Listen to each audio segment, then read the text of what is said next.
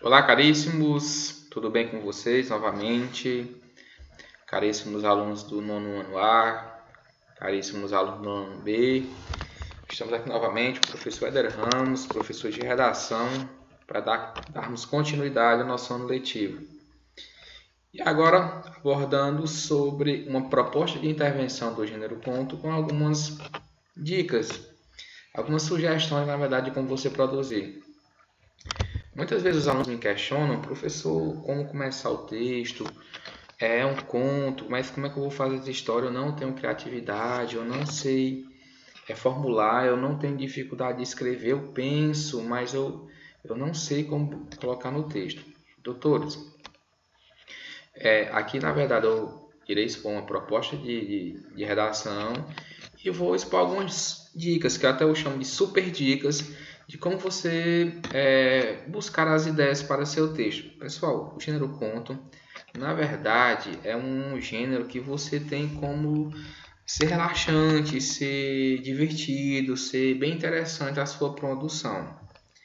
Então, vamos lá, a aula de hoje nós vamos abordar a sua proposta de redação, no caso de um conto, e resolução de algumas questões sobre sobre o gênero narrativo, no caso, engloba o gênero conto. Ok? Doutores, depois vamos trabalhar o seguinte. Então, com atenção, essa aí nós estamos aí nos slides, né? Aqui no Power Rack. Suponhamos que vocês chegaram no dia de uma prova do, não vou dizer o Enem, que o Enem só tem dissertativo argumentativo, mas existem ainda outros vestibulares que utilizam outros gêneros textuais. Pode ser inclusive uma prova de redação de um professor do Colégio Santa Rita. E é muito importante, caríssimos, vocês terem muita atenção na hora de interpretar a proposta de intervenção. Muitas vezes, a proposta de intervenção em gêneros como conto, gêneros como notícias, gêneros como editorial, eles vêm com um comando, de forma implícita. Na própria proposta de intervenção, ela já lhe indica, muitas vezes, quais os elementos da narrativa que você deve seguir, qual o espaço que você deve seguir, quais os personagens que você deve seguir. É muito importante. Olha só, se você não interpretar bem, aí é o motivo de você fugir do tema, doutores. Certo? Não vão imaginar que é só a proposta de intervenção é só para me basear o que eu vou fazer. Não. A proposta de redação, ela tanto indica o que você vai fazer, como muitas vezes encaminha, como também exige alguns elementos para que haja em seu texto. Então é muito importante você ler com calma e interpretar. Ok? Vamos lá. Suponhamos, você deverá escrever um conto de terror a partir do seguinte fragmento. Olha só. Primeiro ponto, já encontramos aqui o tipo de texto que deve ser feito, certo? Não é um texto romântico, não é um texto de aventura. Claro que pode até ocorrer um romance ou uma aventura no seu conto, mas a ideia principal é ser uma ideia de assustar, ser uma ideia de terror, ser uma ideia de causar catarse no leitor. Vamos lá. Comando da prova. Naquela noite, depois de terminado o espetáculo, os corredores estavam congestionados. O público despedia-se do circo. Havia 3 senhoras no banheiro. Quando se ouviram gritos aterrorizantes, os policiais imediatamente foram acionados. Na porta do banheiro, um homem encapuzado gargalhava. Opa! Doutores, então aqui nós temos a proposta de intervenção. Desculpa, estou falando proposta, muito por dar muitas aulas de texto dissertativo argumentativo. Proposta de redação, ela já tem a determinação do que você deve expor, mas também ela já tem alguns comandos estabelecidos, ou seja, exigências. Bem, doutores, imagine só, vocês têm que utilizar os elementos da narrativa. Você vai fazer esse texto em primeira ou em terceira pessoa? Pensa aí, primeira ou terceira pessoa? Doutores, terceira pessoa. Veja só, vejamos bem, aqui em momento algum sugeriu que você que está no circo, você que está no banheiro, você como policial, você encapuzado de alguma forma, não. Aqui o autor, o narrador não está inserido dentro do texto. O autor, o texto, como não diz que é algo que aconteceu com você ou que você presenciou. Aqui está pedindo para você narrar em cima de uma história que você não está participando. Nesse caso, você nem irá ser narrador protagonista, nem narrador testemunha. Você será narrador em terceira pessoa. Aí, dependendo do texto, da forma que você quer escrever, você escolhe se você quer fazer de forma de narrador observador, ocular ou narrador onisciente. Lembrando, narrador observador, aquele que só relata o que está vendo. Narrador onisciente, aquele que relata o que está vendo e sabe o que os personagens estão pensando no momento. E claro, também dá palpites do como as coisas devem acontecer durante o texto. Então vamos lá. O tipo de narrador, então, se você começar a se inserir na história, começar a história como narrador protagonista, você estaria iniciando desrespeitando o comando da prova. Segundo ponto, vejamos. O espaço já foi também delimitado. Vejamos que aqui é no espaço de um circo. Professor, mas começou no circo, eu poderia ir para outros lugares, ir para a delegacia, depois ir para minha casa, depois ir para Paris, depois ir para Dubai, depois ir... Não, doutores. Lembrando que o conto tem tanto tempo como espaço definidos. Se aqui abriu a ideia de circo, professor, então tem que ser só no circo. Não. Pode passar em grande parte no circo, se você quiser chegar até a delegacia e tudo bem, estão delimitados, mas não ficar expondo diversos espaços. Como também estava naquela noite. Se naquela noite, os fatos irão ocorrer naquela noite ou no máximo até o amanhecer. O tempo também no conto ele é delimitado, tanto o espaço como o tempo é delimitado. Vejamos, aqui havia 3 senhoras no banheiro, quando se ouviram os gritos aterrorizantes, os policiais imediatamente acionados. Vejamos, eu falei para vocês, pessoal, que o conto é com poucos personagens, certo? Vejamos que tem as 3 mulheres, tem os policiais e o encapuzado. Acredito que, porque os policiais não foram delimitados, quando eu falo poucos personagens, os personagens foram colocados de forma coletiva, um grupo de policiais, ou seja, não delimitei aqui vários policiais como sendo o personagem tal que é o delegado, o personagem tal que é o policial, o comandante, não. Foi de forma bem genérica. E o homem encapuzado também, simplesmente um, ok? E as 3 mulheres, mais as 2 fazendo a mesma coisa, então a representatividade delas foi praticamente da mesma genérica também. As 3 mulheres no banheiro, né? Ok, então vamos lá. Perceba então que o tempo verbal está no passado. Olha só, doutor, vamos analisar aqui. Naquela noite, muito comum. Então é o seguinte, você com um conto, nesse caso, a narrativa, você não pode fazer uma narrativa futurista, é algo que já aconteceu no momento. Perceba que o tempo verbal é no passado e o narrador em terceira pessoa já foram definidos. Há personagens a serem explorados, no caso são as 3, então 3 ou 4, você pode escolher mais uma, são 3 ou 4 senhoras, os policiais. Se quiser criar mais um, mas no máximo um, pontuação com gêneros curtos. O tempo e o espaço já foram delimitados, no caso que é a noite, né, e o circo. E a escrita segue a norma culta. Doutores, aqui é o comando da prova. Vejamos.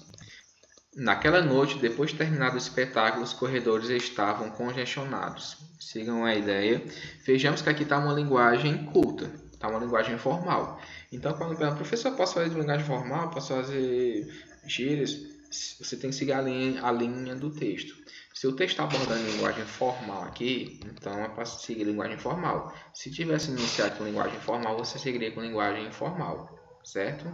Vejamos que aqui é uma sequência. E muito importante vocês entenderem, vejam só, que no conto já começa com conflito, já começa com problema. Aqui é o início do texto. Diferente do romance que iria contar 3 senhoras que certo dia pensaram em ir para um circo e diversos enredos. Não, o conto já começa na situação problema. Já começa, iniciou pós-espetáculo, já no momento que praticamente o conto é como se fosse todo momento clímax, se fosse todo momento intensidade, se fosse todo momento aquela coisa intensa de problemas. Isso é a ideia do conto. Então, continue assim. Procure cercar-se de todos os detalhes que foram plantados nesse primeiro parágrafo. Não economize criatividade. Escreva terrivelmente.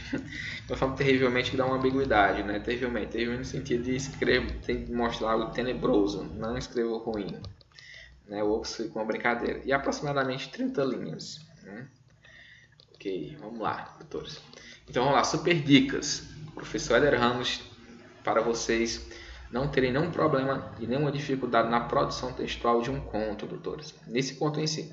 Bem, você já sabe mas não custa lembrar, né, que o conto é uma narrativa curta, o conto escolar tem aproximadamente 30 linhas, é preciso criar um enredo, você vai criar alguns personagens, um tempo e espaço delimitado. O tempo e espaço já foram dados ali. A estrutura tradicional do conto é a apresentação de personagens, o tempo e espaço, a complicação, que é o problema, o clímax, o momento de maior suspense, que, claro, você vai abordar um momento que vai ter um momento de maior suspense na história. Já é uma história de suspense, terror, mas vai ter um momento ápice e desfecho. No conto de terror, uma dica: o escritor privilegia o desconhecido. Ou seja, pessoal, eu vou ler aqui e depois a gente comenta. Privilegia o desconhecido, mais precisamente o medo pelo desconhecido. É comum criar ambientes noturnos, por exemplo, gelados e vazios, barulhos sinistros, repentinos e perturbadores, sensações incômodas, doloridas e arrepiantes. Procure se lembrar de cenas e episódios de filmes de terror, os quais você certamente já assistiu. Doutores, aqui é um momento, você quando tem você deve criar um ambiente, o espaço, foi o círculo, né? Pós-círculo, no círculo, na verdade, o tempo pós-círculo. Agora você, já que tem que criar um ambiente tenebroso, você deve utilizar elementos que mostrem aquele espaço para que haja verossimilhança, aquele espaço de terror. Se você não, o autor que cria um bom espaço, que mostra realmente para o leitor como era aquele ambiente, ele com certeza tem chance de tirar mais notas. Aqui foi abordado que, olha, procure se lembrar de cenas e episódios de filmes de terror, os quais você certamente já assistiu. É importante você ter como base e ideias para assimilar, mas não vão copiar, porque a partir do momento que você copia, você tira marcas temporais, marcas textuais suas e fica algo realmente quase como um plágio do seu texto, certo? Então não vai fazer tipo assim, tipo o Exorcista, que a menina na cama que virou o pescoço para trás e vomitava, não, porque aí também você perde sua criatividade. É só para você ter base, realmente, para você lembrar o que é que aqueles ambientes tenebrosos eles provocavam em você e você poder utilizar no texto. Outra super dica, doutores. O escritor de um conto de terror deve levar o leitor a instantes de curiosidade e pânico. Deve levantar hipóteses de terror, por exemplo, de quem são os passos que estão se arrastando pelo corredor, o que há dentro da gaveta emperrada. Parece que ouço uma voz, depois uma gargalhada. Porque o vaso da varanda cai toda vez que o guarda apita. Porque a camisa do pai mancha de sangue toda vez que a mãe pendura no varal, e etc. Doutores, aqui são elementos que poderiam ser utilizados em outra história de terror, mas só para você perceber que deve ter alguns elementos nas histórias de terror que é o que provoca um suspense, que provoca a dúvida, que provoca aquele questionamento de nossa, aquilo está acontecendo, por que está acontecendo? Tem algo tenebroso no ar. E esses elementos assim que você poderia ter utilizado, você pode utilizar também na narrativa que você irá produzir sobre o conto. Foi simplesmente uma dica que vocês podem utilizar de forma veemente no texto de vocês. Okay? Isso, pessoal, essas características, elas dão a marca de autoria, muito importante, porque o texto é seu, é sua criatividade. Outra dica, doutores. Ao longo dos contos de terror, o leitor depara com cenas enigmáticas e aterrorizantes. O escritor pode, mas não necessariamente, esclarecer os fatos, deixar claros os motivos do terror, quando assim pretender. É recomendável que se misturem pistas falsas às verdadeiras, a fim de que o leitor possa ser surpreendido com o desfecho do conto. Doutores, aí vai muita ideia da criatividade. Já imaginou o seguinte, você está fazendo um texto em que, no decorrer do texto, você expõe para o narrador, sugere na verdade para o leitor que algo vai acontecer. de repente há uma quebra de expectativa e aquilo que estava sendo sugerido, na verdade, vai acontecer de forma diferente ou ao contrário. E isso é muito interessante. Quem é que não gosta de um filme, aquele filme que a todo instante as situações vão se modificando? Filmes padronizados em que você assiste do início e você percebe que tudo que é comum vai acontecer, tudo que já é rotineiro, tudo que já na introdução demonstrou que a sequência lógica vai acontecer, isso não chama a atenção do leitor, não chama a atenção do telespectador. Imagine, por exemplo, um filme de muito sucesso, uma série, na verdade, de muito sucesso ultimamente, La Casa de Papel. A grande característica dessa obra é ela não ter cenas, no final, cenas e acontecimentos comuns ou previsíveis. Sempre quando você acha que algo vai acontecer, tem algo diferente que mudou o destino da história. Isso ajuda muito a criatividade a aprender o leitor. Ou seja, ele vai todo momento ter que estar lendo para ver a sequência. Por quê? Porque não é lógico. Aqueles filmes que você está no final o protagonista aprenderão a se casar. Isso fica muito clichê, é muito clichê. Você tem que enganar o leitor com outras palavras. Muitas vezes o leitor gosta de ser enganado. Na verdade, ele gosta de ser despistado. Por isso, pistas falsas é muito importante. Agora, claro que com coerência. Não é que você vai abordar que algo vai acontecer e você escreve outra coisa totalmente diferente, não. Demonstram pistas falsas. Sugerindo que algo pode acontecer, sugerindo que alguém pode ser um criminoso, que alguém pode ser o bandido, que alguém pode ser o fantasma. Mas, na verdade, é tipo muito Scooby-Doo, né? Para vocês que são da fase de vocês, não é sempre Scooby-Doo, sempre o fantasma, o que na verdade fazia esse fantasma uma pessoa que ninguém imaginava. Ok? Outra super dica aqui: técnicas descritivas também devem ser exploradas. Pessoal, você utilizar a questão dos 5 sentidos é muito importante. Por exemplo, você abordar cheiros, ruídos, sabores, algo em sintonia colaboram para criar os personagens e cenários, além de provocarem desconforto e medo no leitor. A ideia do gênero é provocar desconforto, é provocar catástrofe. Então, já que a ideia de terror, você procurar mostrar cheiros, ruídos que causem temor, que causem aspereza no leitor, ajuda muito também ao seu valor do texto.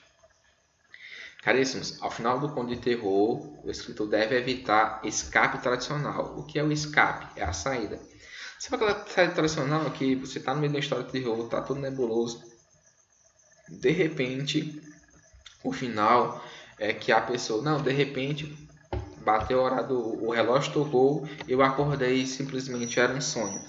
Isso realmente é um clichê muito grande, muito utilizado, inclusive até eu vi uns spoilers de uma grande série que acredito que vocês conhecem muito bem, aquela série de zumbis, né, The Walking Dead, em que dizem que olha, eu vou dar spoiler aqui, viu, não, dizem que na verdade o policial lá, um protagonista, vai acordar e ver que aquilo tudo ali é simplesmente um sonho. Olha, eu estou torcendo para aquilo não ser verdade, porque para mim vai acabar essa super série. E também não façam isso no texto de vocês. Não termine com essas ideias clichês. Tipo aquela coisa, sabe? A culpa é do mordomo. A culpa é do assassino é o mordomo. De repente eu acordei e era só um sonho, graças a Deus. Não. Tente fechar o conto com criatividade. Pense em algo que ninguém nunca pensou. Algo inimaginável. Que quanto mais inimaginável, o leitor vai fechar a sua página com vontade de bater palmas para você. Viu, doutor? Então é muito bom você utilizar a criatividade. Ok? Pessoal, então essas são as modalidades, são sugestões de como você utilizar no conto que vocês irão produzir, certo? E abordando para vocês. Essa proposta de intervenção está tanto aqui na aula, né, nos slides. Eu pedirei para a Andrea inserir no Drive a partir de quarta-feira, na próxima quarta-feira, que também deixarei disponível no colégio para que o pai se interessar, lá pode pegar lá no colégio e interessar, deixar lá, ok? E darei uma semana para vocês para devolverem, ok?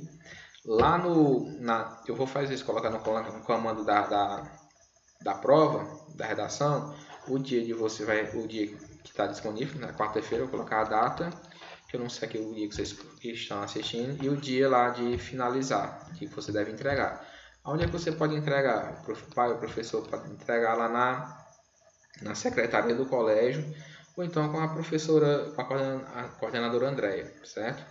Que aí, no caso, eu posso corrigir e entregar para vocês novamente, para que vocês não fiquem nesse período de pandemia sem produzir textos, ok? Então, pessoal, para dar continuidade aqui, vamos ver aqui umas questões agora sobre o gênero narrativo. Olha só, quais são as características do gênero narrativo? Pensa aí, estou imaginando que vou dar um pause para você pensar, refletir aí sobre as características, qual a alternativa correta, beleza? Bem, eu tenho certeza que você pausou, eu confiei que você pausou, eu coloquei a minha mão no fogo. Confio, com certeza, meus caras, coloquei a mão no fogo que você parou e analisou quais são as questões corretas. Lembrando que iremos fazer também questões objetivas no papel também, né, por meio de apostilas. Mas vamos adiantar a aula aqui vendo aqui comentando no slide. Vamos lá, letra A. No gênero narrativo há sempre um eu que se expressa. Deixa eu aqui puxar essa carinha aqui para o lado para você não... Isso. Legal. No gênero narrativo há sempre um eu que se expressa, elemento que é responsável pelo subjetivismo atribuído a esse tipo de composição. Doutor, já a letra A nós já eliminamos. Por quê? Porque não há sempre a necessidade do eu. Esses comandos aqui que nós chamamos de ideias absolutas, olha só, essas ideias, sempre, aqui para quem com sempre, ou nunca, ou jamais, praticamente está uma ideia de errado, viu? A questão tem uma alternativa errada. Há sempre, não há sempre não. Por quê? Porque o texto pode ser tanto em primeira pessoa como em terceira pessoa. Então, por isso nós eliminamos, aqui nós vamos eliminar a questão 1, viu? Essa aqui já está eliminada. A letra A, na verdade, já está eliminada. Ok? Vamos eliminar aqui, ó. Eliminar, ok? B. O gênero narrativo é marcado pela afetividade, pela emotividade do clima lírico, sempre relacionado com o íntimo e a introspecção. Doutores, o gênero narrativo pode ser trazido para a questão de introspecção? Pode. É sempre? Não. Olha só. Essa ideia de sempre já dá a ideia também de algo estar errado, certo? Então não é sempre. Pode ser às vezes íntimo, pode ser introspecção e às vezes também não seja. A letra B também está errada. A letra C. O gênero narrativo apresenta um enredo no qual existe uma situação inicial, a modificação da situação inicial, um conflito, o clímax e o epílogo. Os elementos que compõem o gênero narrativo são narrador, tempo, lugar, enredo ou situação e as personagens. Pode ser, né, doutores? Eu estou desconfiando dessa letra C, né? Então, se eu estou desconfiando dessa letra C, eu vou logo marcar a letra C, não é? Não, doutores. Eu acho que é a letra C. Mas eu nem li a D ainda. Professor, mas eu tenho certeza que é a C. Você leu a D, meu amigo? Se você não leu, leia. Leiam todas as questões. Por quê? Para evitar pegadinhas, doutor. Você, às vezes, responde a letra C, já cai numa pegadinha. A letra D ou a última é a mais correta e você não chegou nem a ler. Então, vamos lá. Letra D. O gênero narrativo faz referência à narrativa feita em forma de versos, contando histórias e fatos grandiosos e heróicos sobre a história de um povo. O narrador fala do passado, o que justifica os verbos sempre empregados no tempo pretérito. Doutor, olha só, olha a pegadinha. Quase tudo aqui está correto. Olha, o gênero narrativo faz referência à narrativa feita em versos. Aqui eu acho que... Não, mas vamos lá. Contando histórias e fatos grandiosos e heróicos, antigamente poderia até ser, que foi assim, as lendas iniciaram dessa forma. Mas hoje não, hoje fatos comuns podem ser notificados como gênero do texto. O narrador fala do passado, o que justifica os verbos sempre empregados. Aqui estava certo. Mas como a questão todos os itens deve estar correto, então, aqui não é em verso, o conto é na verdade em prosa, né, que na verdade são parágrafos. E não são fatos, não são histórias e fatos grandiosos. Poderia ser no período das lendas, como o Rei Arthur, como Robin Hood, mas agora não. Agora fatos comuns podem ser narrados em conto, beleza? Então, doutor, realmente a alternativa correta é a letra C, né? C de correto. Só que lembrando, mesmo você achando que ela está correta, vá responder todas as questões. Tá, beleza? Questão 2. A partida, que é mais uma questão interpretativa, mas você tem que entender bem o que seria o gênero conto para poder interpretar o texto. Vou aumentar essa carinha de novo aqui. Não, deixa assim mesmo, né? Eu acho melhor assim, né? Fica um visual melhor, não ser tão chamativo. A partida.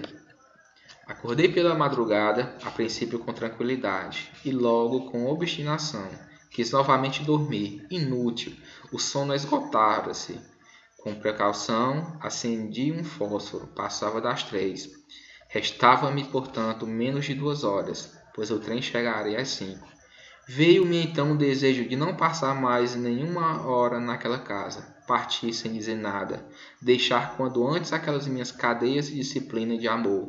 Com receio de fazer barulho, dirigi-me à cozinha, lavei o rosto, os dentes, penteei-me e, voltando ao meu quarto, vesti-me, calcei os sapatos, sentei-me um instante à beira da cama. Minha avó continuava dormindo. Deveria fugir ou falar com ela?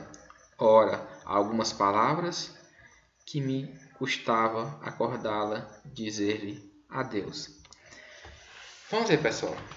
Eu tenho certeza que vocês vão dar um clique aí, vão parar um pouquinho, vão analisar essa questão e na sequência eu vou responder aqui a questão, comentar com vocês, ok? Vamos lá. Beleza, pessoal, voltei, tenho certeza absoluta, coloco minha mão no fogo, eu entrego meu emprego no Santa Rita, eu fecho meu escritório advocatício, eu peço a exoneração do Estado, confiando que eu sei que vocês pararam aí o texto, pararam o vídeo, na verdade, para analisar o texto e responder as questões. Eu entrego meus empregos do Estado, eu entrego meu emprego no Santa Rita se você não tiver feito, porque eu confio em vocês, tenho certeza. Então vamos lá, como eu tenho certeza, vamos aqui ver qual foi a alternativa que vocês marcaram. No texto, o personagem narrador, na iminência da partida, descreve a sua hesitação em separar-se da avó. Esse sentimento contraditório fica claramente expresso no trecho. Doutores, vamos lá entender primeiramente entender aqui o comando da questão. Vamos analisar aqui o comando da questão. Ok?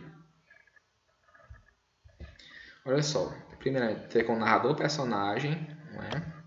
Está na iminência. Iminência é algo que está próximo, né? Está próximo da partida, né?